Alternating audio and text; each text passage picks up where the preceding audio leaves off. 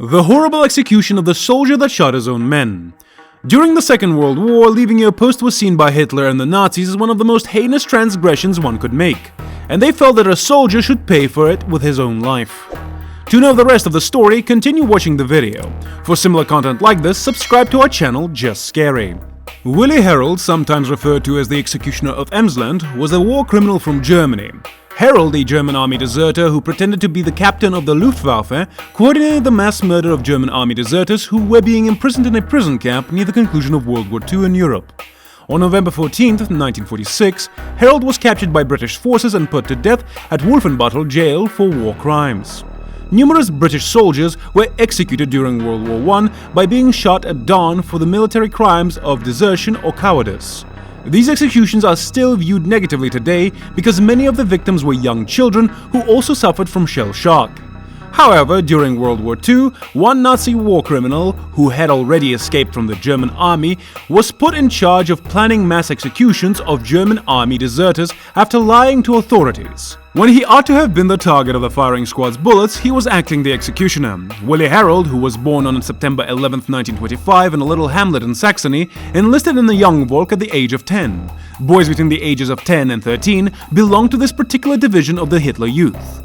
The young members of this organization would engage in a variety of sports and pastimes, but the Nazis would indoctrinate them, and by the conclusion of Second World War, some of the young Volk were actually engaged in combat and had turned into child soldiers. Willi Herold was eventually kicked out of the group for skipping work and going against what the leaders had approved of by starting his own gangs and groups. At the age of 14, he eventually enlisted in the Hitler Youth, where he adored being a member. Through this organization, he advanced to a variety of roles. However, when he finished his studies at the age of 15, he started working as a chimney sweep before leaving with a buddy and considering traveling to America. He completed his apprenticeship before being recruited into the Reich Labor Service to work on the Atlantic Wall, but he was then detained by the Gestapo. But Herold eventually enlisted in the German army on September 30th, 1943. The Germans were searching for new soldiers to bolster their army at this time since they were defeated in the Battle of Stalingrad and suffered significant losses. Herold was in an outstanding physical condition and trained as a paratrooper. However, his division was the last to receive complete paratrooper training, and as a result, he was forced to fight in Italian conflicts, including the 1944 Battle of Monte Cassino. For destroying British tanks on a beachhead, he was promoted to Lance Corporal and awarded many honors, including the Iron Cross First Class. Although the Allies were repeatedly pushing the Germans back, his regiment was retreating from the Netherlands to Germany in March 1945.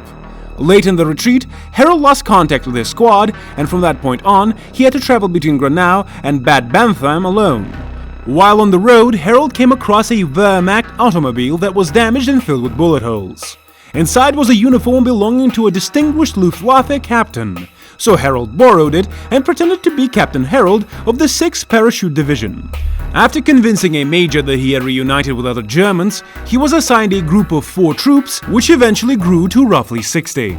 Herold claimed to be on a unique assignment assigned to him by Hitler, although he also led his soldiers on other scouting trips. Then he made many efforts to fight alongside the Allies, and he and his men joined a unit near the village of Lathen, which the Allies had already taken control of. Herold, the rogue commander and captain, was now attempting to enlist additional soldiers and equipment into this odd band of soldiers after the attempt to reclaim the helmet failed and his men were destroyed by tank fire. When a military commander informed Herold that hundreds of former German soldiers were being held in a camp as they awaited the conclusion of the war, Herold seized the chance to find additional recruits. When they got there, one of the supervisors requested that Willi Herold decide on a case involving 30 convicts who had fled during a march to a distant location before being apprehended. Of course, these were German soldiers, and Willi Herold, who had more people believing he was someone else, was ordered to evaluate them. Herold suggested that 5 of the men be put to death, but an official interrupted him and demanded that Herold first obtain approval from the commander of the prison camps. Herold contacted the Gestapo after not receiving authorization, and the Gestapo assigned Herold the task of putting the 30 convicts to death. But after that, he continued. From a list of detainees that had been established, he ordered the deaths of dozens more captives over the course of the following 2 weeks. He also picked a lot of inmates to join his army and outfitted them with uniforms and weapons, but the organization wasn't ultimately very effective.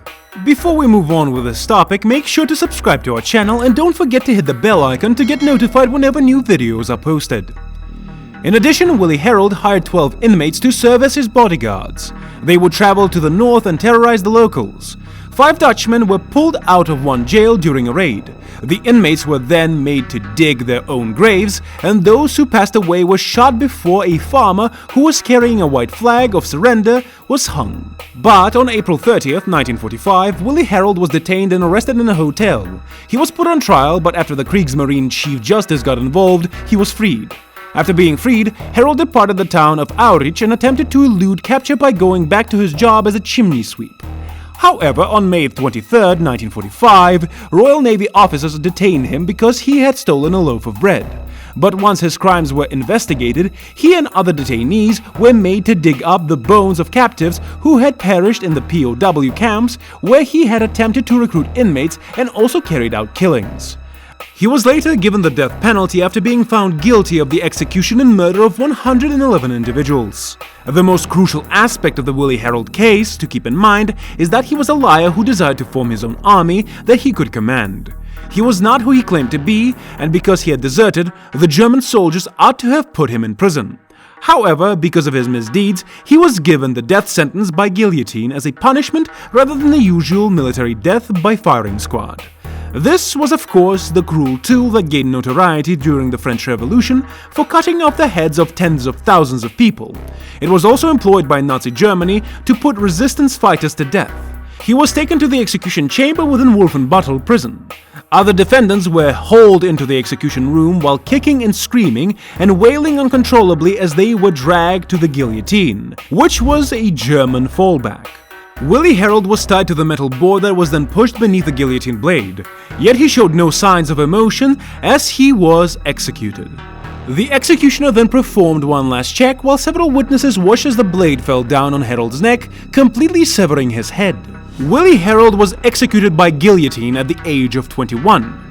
He took advantage of the chance to assume a different identity in the closing stages of the Second World War and deceived a number of people by pretending to be a renowned Luftwaffe pilot who had been dispatched on a top-secret assignment by Hitler. Even though he was a phony, 200 German soldiers who had deserted and left the army as the war went against them are thought to have been personally executed by him. Willi Herold was among those guys, those who, in Hitler's opinion, were the worst of the worst and who deserved to be put to death. He was a deserter himself, and he had deserted the Wehrmacht and his unit. However, when he saw the Luftwaffe outfit, he wanted to create a new identity for himself in order to avoid being tried for desertion in a court-martial. However, he was a con man who, at the age of 21, was in charge of several executions and met his end at the guillotine. For this reason, he earned the moniker the Executioner of Emsland. That's all for today. If you like this video, please give us a thumbs up. Make sure to subscribe to our channel and hit the bell icon to receive notifications. Also express your valuable thoughts in the comment section down below. Until then, goodbye. Also, spend some time watching other videos on the channel if you have the time.